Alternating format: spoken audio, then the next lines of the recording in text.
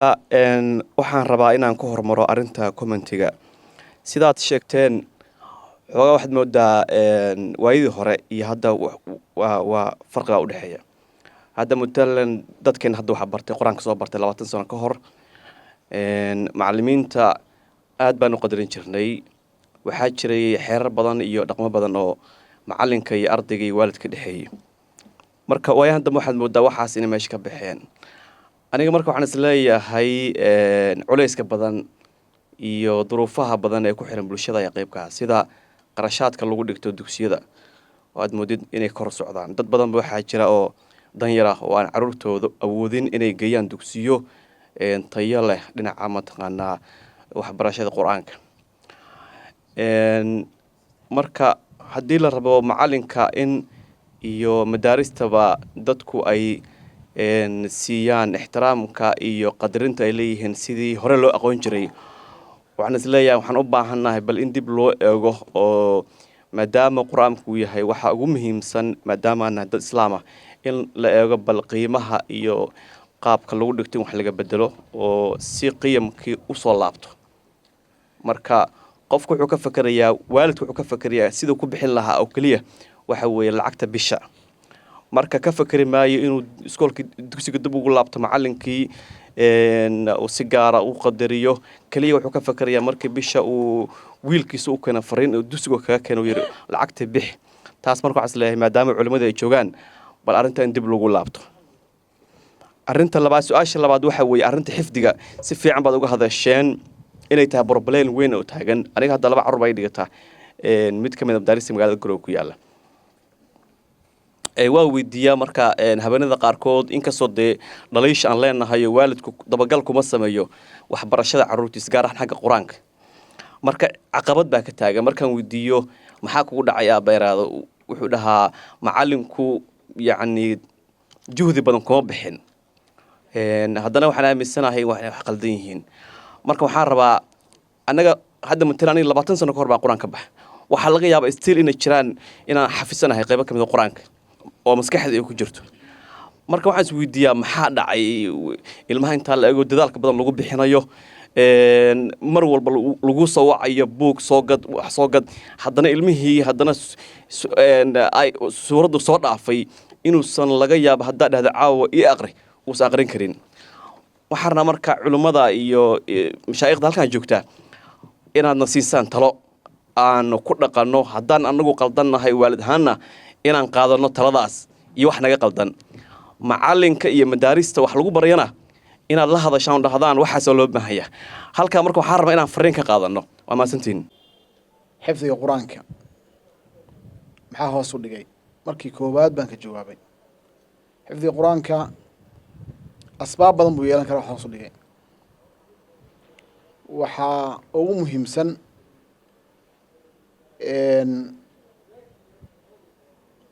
cadadka ardayda oo laga yaabo macallinka ay ku tira badan tahay 70 arday 80 arday baa qolka ugu jira keligiis weeye marka haddii uu ardayda yareeyo oo 20 arday 30 arday uu ka dhigo waxaa laga yaabaa inuu ka fikray dhanka masruufka wax ku filan ka soo geli mayo waalidkiina kama fikirin macallinkan ha la qanciyo oo wax masruufkiisa ku filan ha la siiyo cadadkan ha loo yareeyo waxaa loo madax baneeyey isagu intuu qaadan karo ardaya inuu qaato dhankaa way ka iman kartaa cadadka ardayda oo macalinku ku filayn oo laga yaabo xataa qaybtuusan cash ka dhegaysan in subax la galo ama dareers la galo iska dhaafay isagoo cash ka dhegaysan waqtigu ku dhaco teknolojiyadan hadda dhibaatada inagu haysana way ka qayb qaadan kartaa oo ardaydu waa masaxan yihiinba maanta midka suuradda ka dhegaysato berri haddaad tidhaha suuraddii shalay aad ka baxay kaale ka bixi mayo wax fuuqsanaya jira maskaxdiisa oo dhan uu jaamgaraysan yahay asbaabta waxaan ku darayaa ixtiraamkii macallinka oo yaraaday oo sida culimadu ay sheegeen dakatiradu sheegeen arday aad xataa diyaarisay oo si fiican u diyaarisay oo ku dada juhdi badan ku bixisay وأد ربتي إن صوص صارتو مسابقات كانوا كقبل قال ربتي بعد وايسا واردك وعيسى تلفون كاغون مايو وعيسى ما كاغون تلفونك أرضي بقى ودريسا فريم حكوسي علنيا أرضي معلو كبحي معلنك إحباط بكون عيني جب أرضي فعل كام والدك فعل كاسمي وحصامين كو يلانيا أرضي ذي كلا ومعلو حبري لها إنه كان يجبو وسيبيل كان كقاضو وحي عبرنا برتين حكرنا I don't care وقيب يضنا وحاكم ذا قرآنك وحالو حفظين جري واجي هوري خصب فير يفرلات ضدك هذا كشكين يدلك انت بدن معلمين تو حكمت كلا يحيلت كلا يأوت كلا ما هينين الماء هو يقرع جرين عبسيبو قرآنكو برنجري والدكم رالب أو أهين كهل ماينو سلبياتك يا دبعت هذا وكانت أنت عسدلك أي كانت كهل ماينو لكن حاجة حفظك الماء هو قرآنك لو حفظين الحق تي ماشي وكب حضي المي اللي طابته والدك يواكواس وتانيه معلك والحرية أسكر بابا الباب كتاجن معلك مركوا بقي waxaa meesha ku jirta iyaduna musaabaqaadkii tartanka quraanka ardaydu ay gali jireen oo macallinka ruuxiisu dugsigiisa sumcadiisa u ilaashan jiray oo ardayga markii la yahay tartama galaysa uu dadaali jiray waxaa yaraaday taxfiiskii iyo dhiirigelintii xagga bulshada iyo ganacsatada ka imaanayay ama xagga dawladda ka imaanayay baa meesha ka baxay waxaa dhici karta arday sanadka dhan macallinku soo dadaalay inuu musaabaqo geliyo maalintii bishii ramadaan la gaaro in la yiraahdo tartankii wax lagu qabtaa la waayay sidii sanadkaba dhacday hadda dhacday anagoo guddina loo magacaabay tartanka quraanka reer Puntland ba waxaan damacnay inaan tartankii qalqaalino gobolada iyo degmooyinka la hadalay ganacsatadii iyo dadkii dhaqaalaha oo ku bixin jiray baa la xiriiray waxay dhaheen dalku xaaladda qalab ku jira idinkuna quraan baa ka hadlaysaan iyo tartan balota daacish iyo anagu aan kala dhacno dhinaca kala dhacno markaas tartan quraan soo noqonaynaa saas ku baaqday dib baan cilaan u bixinay tartankii inuu baaqday madaxweynaha ka qayb qaadan jiray tartanka oo kharash ku badan ku bixin jiray isna ma wala hadli karaba halkaas ku jeedaa marka quraanka xifdigiisa taxfiiskaas iyo dhiirigelintaas qayb weyn bay ku lahayd dadka soo baxay oo aimada ah oo masaajidda tujiya oo quraanka xifdisan tartamaadka quraanka way ku soo baxeen iyadana meesha ka baxday Soomaaliya marka la yiraahdo laba meelood ba hadda waxaad moodaa in sax oo quraaniga ka jirto Muqdisho iyo Hargeysa labadaba asal waxa uu ah taxfiiska iyo dhiirigelinta ba asal u ah أستاذ دكتور محمد فارح iyo أستاذ دهبي waxay ka hadleen taariikhda dugsiyada quraanka hore iyo marxaladii uu soo maray waxaan maleynayaa haddii saddex loo qaybiyo marxaladda dhexe iyo marxaladda hadda ayay taaganta haddii aanu marxaladdii dhexe annagu aan wax ku soo baranay oo dadku soo magaaloobayeen oo madrasaduhu magaalooyinka la keenay oo quraanka ardaydii magaalada joogtay aan wax badan ka niraano macallinku dee dilkiisa iyo ulahan yaryar uu wato oo mararka qaarkood macallinka loo qaadanaya inay ka ahayd canaan oo ardayga ku canaanayay in uu wax barto laakiin aan loo qaadanin ardaygaani inuu macallinkaani jirdil iyo xoog leh uu u geysanayay way ahayd inuu meelo ka mida jirkiisa uu mataqaanaa ay sumad ku noqonaysay iyo arday badan oo laftirkooda u qaadanaya inay waxbarashooda ay ku adkaystaan si quraanka u baran lahaayeen maadaama inaga Soomaalidu inta badan layna ku naanayso ummatul quraan annaga macallimiintii waxna soo bartay runtii ulweysidan jireen wayna canaana jireen waxna wayna bari jireen oo barakadaas uu macallinku dhihi jiray macallinku dadka wax baro baa waxay ka muhiimsaneed in macallinku maadiga iskuulka uu subaxdii aado inuu arday quraanka subaxdii aado oo waxa laga yaabaa hadda inteynaan joogta guri walba oo ilmo joogo in quraan loo diro waajibku in quraan loo diro marka annaga quraankiina la bari jiray marka haddaan raahna carruurteedii quraankii hala baro hadda aniga macallinkii quraanka soo baray macallin mawlid baa la yiraahdaa xafidallahu waa nool yahay waa joogaa si fiican buu quraanka noo soo bari jiray haddana annagoo subaxdii quraanka aadna waxaanu aadi jirnay iskuulka galabtiina waxaan ku noqon jirnay dugsiga annagoo quraanka markaas subciska ama dareeriska wixii markaas noo yaala aanu halkaa ku qaadan jirnay iyo casharka subaxdii aanu ka baxeeno inaanu isagana aanu diyaarsano macallimiinta hadda marka dhaliish kaliya ay leeyihiin waxa weeye la xisaabtanka ardaydiisii yaa xoogaa muddo in gaabis badani ka jiro ciyaalka guriga ii jooga quraan bay bartaan iskuulna way aadaan markii aan inta badan fiiriyay oo quraankooda aan iraahdo bal sidii aad quraanka u baran jirtay ma loo baraa quraanka waxa ii muuqanaysa in gaabis badan oo aad u weyn uu ka jiro dhanka subciska ardayga in suuradda kaliya quraanka uu ku jiro la baro maalinta uu dhameeyo uu ka gudbo dib dambena uusan u arag ilaa la yiraahdo maalinta quraanka wuu dhameeyay ardaygii la yiri quraanka wuu dhameeyay haddii aad tiraahdid kitaabka u soo baxo akhri inuusan wax badan quraanka laftigiisa xitaa uusan ardaygii uusan garanayn xifdintii halkaas ku dhamaatay subcis ma jiro dareeris ma jiro dugsiyada qaarkood sidii macallin dahabi sheegay waxa loo malaynayaa in ganacsi loo furtay oo kale ganacsiyadu oo ardaygu macallinku uu qutul daruurigiisa halka uu ka helayo haddana mas'uuliyad badan ardayda macallimiintu iskama saaraan macallimiinta qaarkood inay ardaydii quraanka sidii iyaga loo soo baray oo xifdisan yihiin inay ardaydu xifdiyaan macallin marka waxaan weydiinayaa mukhtaar macallin ardayda aad quraanka bartaan ama madrasadaada iyo madrasooyinka kaleba ama haddii aad madrasooyinka kale isku xiran tihiin ardaydii subciskii la geli jiray arday aayad maalintaasba aayad loo qaadan jiray maxaa looga joojiyey hadda dugsiyada qaarkood aniga ardayga goorta aan ardayda ciyaalkaygii uga maaro waayeen dugsi intay aadaan subaxdan iskuul kale aadaan waxaan geeyey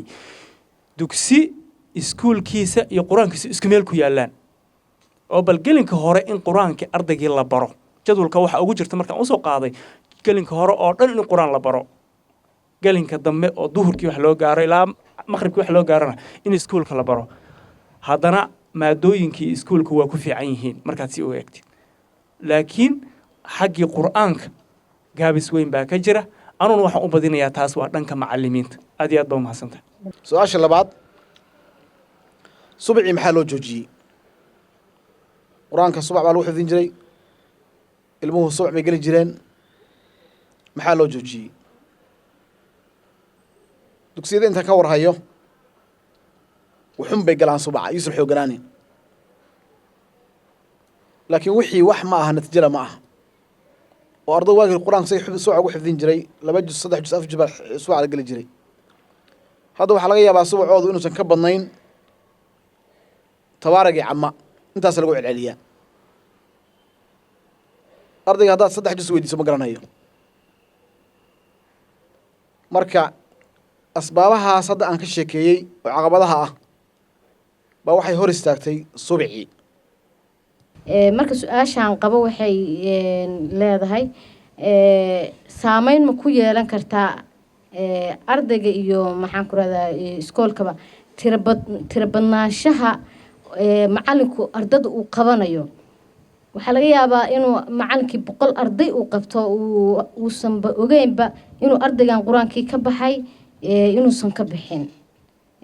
sheekh mukhtaar baan weydiinayaa tira badnaanshaha ardayda caqabadi ma ka imaan kartaa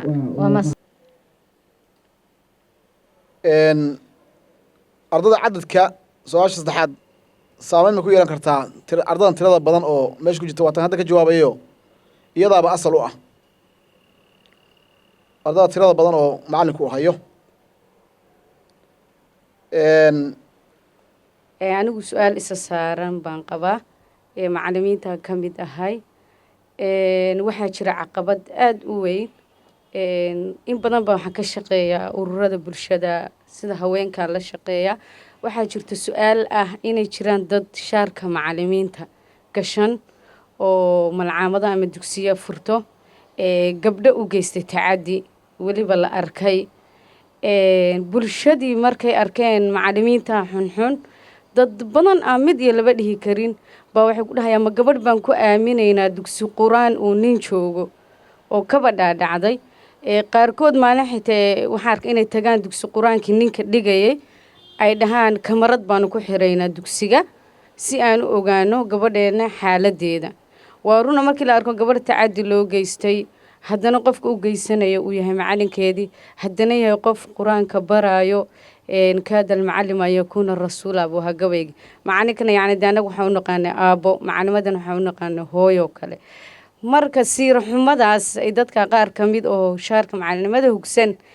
dhibka ay sameeyeen oo bulshada ku faaftay sidee looga tirtiri karaa kama dhaadhicin kartid waxa shakhsiyaad bay ahaayeen qofkuna meesha uu wax ka barto uu ka hagaajiyo waa qur-aanka hadduu qofka kalaamka ilaahay xifdiyo waxa kaleentoo dhan iisi bay u noqonayaan marka waxaan weydiin lahaa culimmadoo dhan intaan isku tagno sidee dadka shaarkaa xun watane looga dhex qaban karaa bulshada sidee waalidiinta weliba dhinaca gabdhahane oo u heli lahayn dugsiyaad ammaan ah oo wanaagsan talabaada su-aasha la socota waxaa weeye wasaaradda waxbarashada iskuullada iyo jaamacadaha iyo waxyaabaha kale xoogay saartaa in waxaan u diri lahaa fariin ah dugsi qur-aanada la furaayo ay u sameeyaan dad dabagalyaala oo imtixaanaad laga qaado macallimiinta oo shahaadooyin caddayn oo macalinkan inuu wax dhigi karaa la siiyo wasaaradda cadaaladda oo sidoo kale in tababar baa loo qabanaya maqanaysaa jiitin maalin kasta oo nagula xareeya waxaana la barayana waa maadigi laakiin maxaa u diiday macallimiinta dugsi qur-aanka in iyagana tababar loo qabto marka wasaaradda waxaa dhihi lahaa dugsiyaasha gaarha muhiimad gaar ha siiso sidii aan gabdhaha ugu soo celinahay dugsi qur-aanada dadka ceebaysana iskaga dhex qaban lahaynayna falankeeda see u galnaa waa mahadsantihiin gabar baa waxay weydiisay see looga gudbi karaa dacayadahan iyo mashaakishan macallimiinta qur-aanka qaybtood ka soo yeeraya oo ah tacadiyada arrintaas macallinku waa bini aadam shacabkaasuu ka mid yahay qofka bani aadamkaasuu khada uga dhaco uga dhici karaa laakiin waxaa jirta buunbuunis tiro badan iyo dacayada tiro badan waxaan joogay intaasoo kiis oo macallin lagu soo eedeeyey oo markii la baarana been noqday oo xataa dad dibadda jooga oon dalkaba joogin qoraalla ka sameeyeen oo dacayadaad ah oo aan isleeyahay waxyaalo kala ka dambeeya ma qur-aanka weer lagu yahay ma garan karo waxaa dhacday nin oday ah oo reer galbeeda dadkaas Soomaali galbeed degana waa nin 50 jir ah oday ah oo qur-aan dhigayay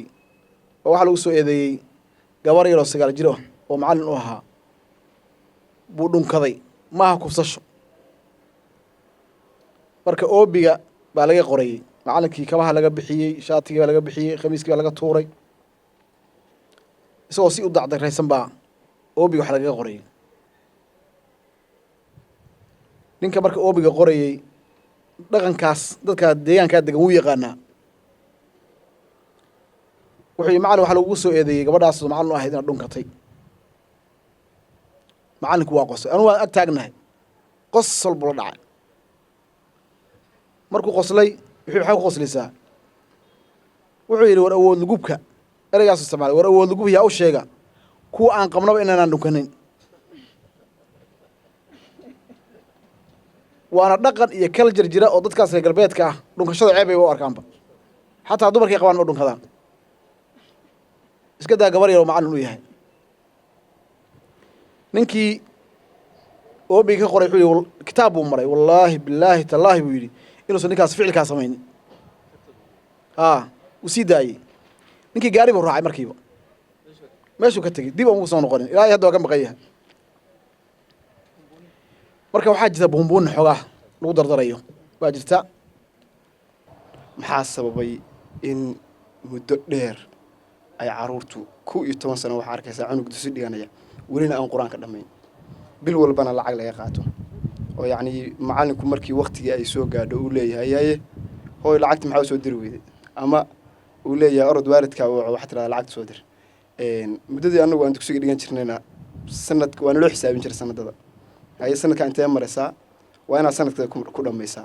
marka caqabadu ma waxaa weeye ma dhanka macallimiinta oo yacni iska raba inay bil walba mushaarka ugu soo dhaco mise waa dhanka waalidka oo iyaga qudhooda aan yacni u xisaabsanayn ilmahooda meesha ay marayaan iyo waqtiga ay qur-aanka dhammaynayaan aad baa mahadsantihiin maxaa sababaa waqtiga dheer oo ardaygu uu dugsiga ku jiro oo 12 sano 11 sano dugsiga uu ku sii socdo qur-aankana uusan dhammaynayn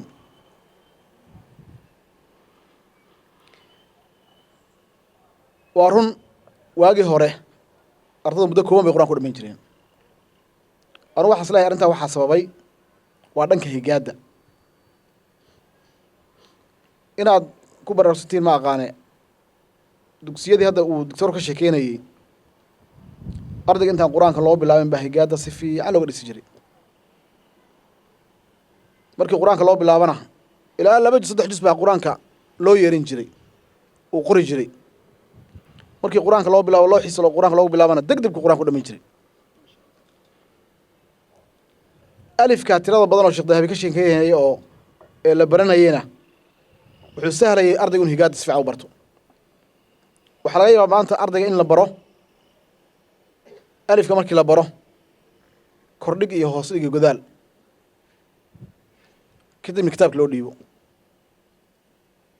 isagoon higaadda si fiican u baran taasi waxay keenaysaa ardaygu inuu qur-aankii naco qur-aankii ku cuslaado 2 aayadood maalin kasta lasoo siiyo isbuucay 5 beri la imaanayo 3 beri uu garan waayo muddadaas oo saa ugu soo socdo wax macallinku eed ku leeyahay ma aha waa wax dhanka higaadda ka yimid waana wax dugsiyada qur-aanka oo dhan ka jira macallin keliya laguma eedan karo manhajkii macallimiintii hore qur-aanka ay ku dhigi jireen higaadda oo alifka tirada badan ahaa waxaa la keenay bahalayaa nuuraaniya higaad nuuraaniya la yihahdo qaacida nuuraaniya la yihahdo baa hadda koonfurta laga isticmaalaa dugsiyada qaybtood oo aad moodayso af oramo marka lagu hadlayo bayna fahmi karinba taasna inama soo gaarin oo dhibkeeda iyo nacfigeeda midna ma hayno waa laga yaabaa hadda meel ka mida garowe inay ka soo gaartay oo gabdho ka yimi meel kale wax ku dhigdhigaan marka qaacida nuuraahda jirta marka teenii hore waa laga tegey midda aan cusub oo hadda qaacidada aan inama soo gaarin higaaddii marka waa dhuntay arday maraya 5 juz ama 6 juz maraya oo sukuunka aan fahmi karin baad arkaysaa sukuunka aan fahmi karin iska dhaaf tanwiin iyo al shamsiye iyo qamari iyo wax iska dhaaf almadu bil alif almadu bil ya almadu bil waw ana aadi hadda sheekhu akhrinayo waxaas meesha ka baxeen dhibka marka jira wuxuu yahay higaadaas ardayga uusan aqoonin baa qur-aanka waxay keenaysaa inuu muddo dheer ku jiro marka inaasan kusoo koobaya waa mahadsantihiin jazakumullahu khayran waxaan rabaa inaan ku daro kale wadciga waagii hore jiray iyo wadciga kala bedelan yihiin ardadu ardaydii hore ma aha waalidku waalidkii hore ma aha macallinkuna macallinkii hore ma aha waa mahadsantihiin